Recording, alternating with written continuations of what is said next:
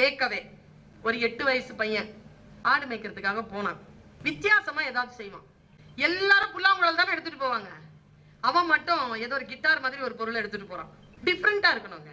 அவன் எடுத்துட்டு போனா விதி எப்படி விளையாடுது பாருங்க. வேட்டைக்கு போன ராஜா அந்த இசையை கேட்டு யார் அது பையனை தூக்கிட்டு வாடான்ட்டார். ஒரே நாள்ல அரசவை இசைக்கலைஞனாக மாறினான் அவன். அப்படி வாய்ப்பு வந்தது அந்த பையனுக்கு. அவன் இசை வாசிக்கிறான், நிறைய காசு கிடைக்குது, வீட்டுக்கு போறான், குடுக்கறான், ஜாலியா இருக்கிறான். திடீர்னு போர் அறிவிக்கிறாங்க. எல்லாருக்கும் போர் கூட்டிட்டு போறாங்க.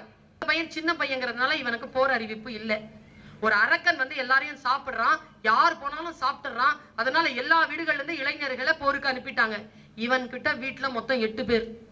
அவன் அண்ணனுங்க எல்லாருமே போருக்கு போயிட்டாங்க. இவன் மட்டும் வாசிக்கிட்டு அண்ணனை பத்தி யோசிச்சுட்டு வாசிட்டே இருக்கிறான். கேக்குறான், நான் கொஞ்சம் வீட்டுக்கு போவான்னு. டென்ஷன்ல இருந்த ராஜா சொல்றாரு, வீட்டுக்கு போ.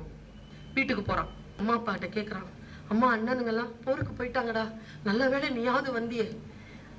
பையன் கேக்குறான், அடுத்த red line, first red line music, அடுத்த ரெட் லைன், நான் போயிட்டு வரவா? அம்மா அப்பா சொல்றாங்க, நீ சின்ன பையன், போருக்கு போல, அடிக்கோடு, வேடிக்கை பார்க்க போட்டுமா? நான் பத்திரமா வேடிக்கை பார்த்துட்டு வந்துடுறேன், பர்மிஷன். சரி போ. போய் பார்த்தா அந்த அரக்கன் எல்லாரையும் உடைச்சு உடைச்சு சாப்பிட்டுட்டு இருக்கிறான். நேரா அந்த தளபதி கிட்ட ஓடுனான் இவன். ஓடி, சார் நான் அவன் அடிக்கவா சார்? கேவலமா பார்த்தார் தளபதி. சின்ன பையன் விளையாடுறியா போடா அப்படி. ஆயுதம் வச்சிருக்கேன்ல, எடு, அடிக்கோடு, உண்டிகோல்.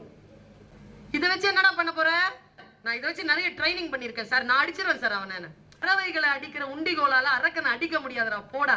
சார் அடிக்கோடு, ரெட் லைன், நான் இந்த உண்டிகோலை வைத்து பறவைகளை வேட்டையாடவில்லை, என் ஆடுகளை மேய்க்க போகும் பொழுது அதை கொன்று வேட்டையாட வரும் சிங்கங்களை அடித்து நான் பயிற்சி பெற்றிருக்கிறேன், கொஞ்சம் என்ன விடுங்க சார்.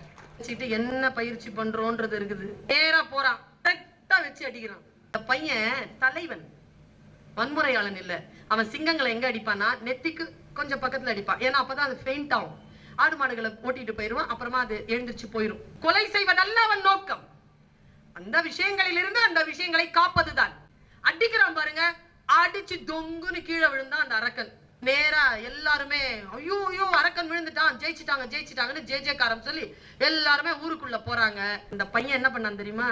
கூட்டத்தோட போனீங்க, திரும்பி அரக்கன் கிட்ட நடக்கிறான்.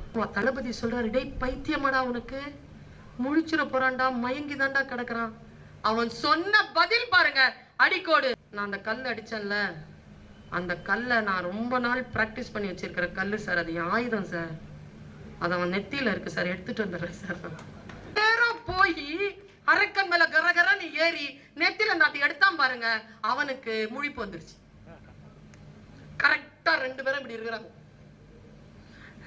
அவன் கத்துறதுக்குள்ள சரசர சரசர இடுப்புக்கு இறங்கினா, அதே அரக்கனுடைய பட்டாக்கத்தைய உருவினா, கரகரகரன்னு தொண்டைக்குள்ள போனா, தொண்டைய ஒரே அறுக்கா அறுத்துட்டு கீழே இறங்கிட்டான். அப்படி அறுபட்டவன் பெயர் கோலியாத், அப்படி அறுத்தவன் தாவீத் என்று உலகத்தில் மிகப்பெரிய மன்னனாக போற்றப்பட்டான் என்று பைபிள் வரலாறு சொல்லுகிறது. குர்ஆன் அதை முன்னெடுக்கிறது.